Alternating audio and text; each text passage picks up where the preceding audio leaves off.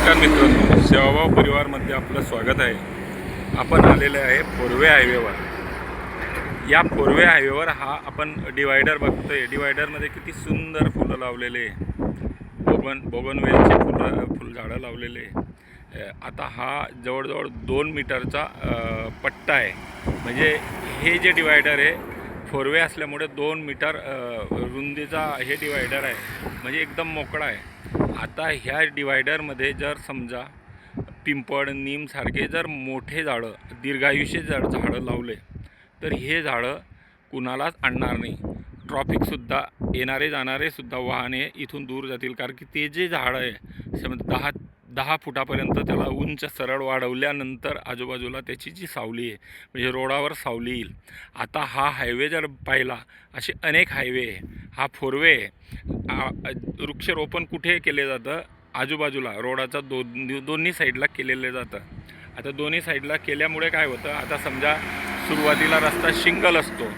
शिंगल झाल्यावर त्याची रुंदीकरण होते. शिंगल रस्त्याला जर दोन्ही बाजूने जर झाडं लावले, समजा दीर्घायुषी झाडं लावले तर रुंदीकरणाच्या नावाखाली ते झाडं तोडावे लागतात. म्हणजे 2 वर्ष 4 वर्ष 5 वर्ष वाढलेले जे झाडं असतं, समजा 10-10 वर्ष वाढलेले झाडं आहे ते तोडावे लागतात. आता वृक्षारोपण होतं आणि वृक्षतोडसुद्धा होते. म्हणजे आता अशी एक म्हण आहे, अशी गोष्ट सांगायचं तर कोणी म्हणे ना झूट, अशा ठिकाणी बसायचं तर कोणी म्हणे ना ऊठ. म्हणजे अशा ठिकाणी जर आपण झाडं लावले तर 10 वर्ष 15 वर्ष नाही, लाईफ टाईमसाठी म्हणजे 1000 वर्षापर्यंत ते झाडांची कोणाला अडणार नाही. अशा ठिकाणी म्हणजे अनेक पिढ्यांपर्यंत ते झाड तोडायची गरज पडणार नाही. आता हे जे आपण शिंगल रस्त्याला रुंदीकरणाच्या नावाखाली आजूबाजूला झाडं लावल्यानंतर ते तोडतात. परत त्या शिंगलचा हायवे बनतो, परत रुंदीकरण वाढतं, परत ते झाड तोडावे लागतात. आता त्या रुंदीकरण झाल्यानंतर परत त्याचा द्रुतगती हायवे बनतो, म्हणजे 2 मार्गी बनतो, परत ते झाडं तोडावे लागतात. परत त्या द्रुतगतीचा फोरवे बनतो, तेव्हा झाडं तोडावं लागतात. कालांतराने ते जर 6 वे झाला, एक्सप्रेस हायवे झाला तर परत झाडं तोडावं लागतात. किंवा नवीन ठिकाणी जर रोड झाले तरी झाडं तोडावं लागतात. म्हणजे आपण लागवड करतो ते कायमस्वरूपीसाठी नसतात, कारण कालांतराने तोडावे लागतात. जर समजा आपण हे जे झाडांचे जर समजा आपण सेंटरला ह्या डिवायडरवर जर झाडं लावले समजा, तर त्यात ते येणाऱ्या जाणाऱ्या ट्रॉफिकला नडणार नाही आणि रोडाच्या दोन्ही बाजूनं सावली देईल. म्हणजे रस्त्याच्या इकडून पण सावली देईल आणि तिकडून पण सावली देईल. इथे लाखो करोडो झाडं लागू शकतात. कारण की पूर्ण भारतभर जर पाहिलं आपण तर बरेच हायवे द्रुतगती मार्ग असला म्हणजे त्याला आपण म्हणजे जिथे डिवायडर दिसलं तिथे झाडं लावू शकतात. हा झाला हायवेचा म्हणजे शहराबाहेर किंवा गावांच्या बाहेरचा.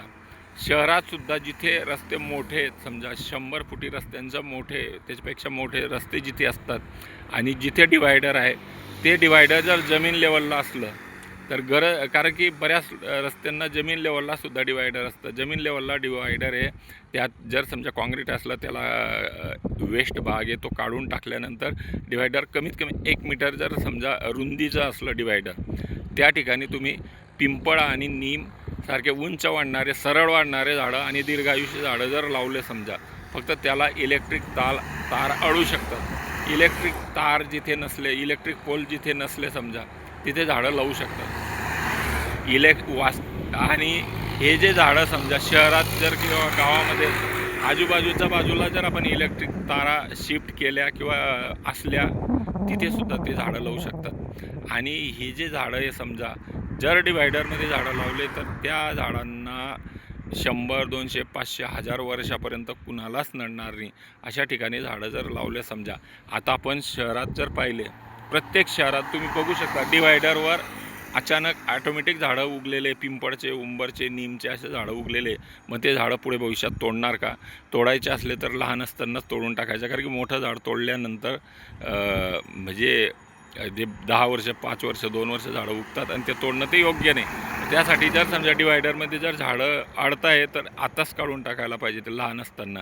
कारण मोठमोठे झाडंसुद्धा प्रत्येक शहरात आपण आपल्या शहरामध्ये कुठे कुठे झाडं आहे तर तुम्ही कमेंट बॉक्समध्ये कमेंट करू शकतात की माझ्या शहरामध्ये ह्या ठिकाणी पिंपळचे उंबरचे झाडं आहे किंवा निमचं झाडं आहे तर ते सुद्धा कळवू शकतात.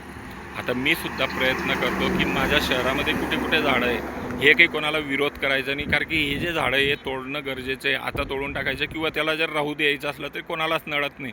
जर समजा त्या ठिकाणी झाडं आहेत, अजून झाडं तिथे पिंपळ आणि नीमसारखे उंच वाढणारे झाडं जवळजवळ 15 ते 20 फुटा अंतरावर जर रांगेत लावले तर बघा तो जो शीन राहील, तो जो सावली राहील, शहरामध्ये उन्हाचा जो तडाखा आहे, जे ऊन जे 43, 45, 50 डिग्रीपर्यंत तापमान जातं ते कमी होण्यासाठी मदत होईल.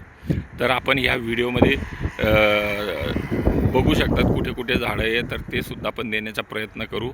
आणि आपण सुद्धा आपल्या गावामध्ये शहरामध्ये जर कुठे झाडं असले तर ते व्हिडिओच्या बॉक्समध्ये द्या. आपल्याला हा व्हिडिओ जर आवडला तर याला लाईक करा, जास्तीत जास्त लोकांपर्यंत शेअर करा. आपल्याला काय वाटतं व्हिडिओबद्दल कमेंट करा. आणि आपलं जे चॅनल आहे सेवाभाव 113.7 याला सबस्क्राईब करा, नोटिफिकेशन ऑन करा, म्हणजे आपले जे नवीन येणारे व्हिडिओ आहे आपल्याला लवकरात लवकर मिळतील. ओके, धन्यवाद.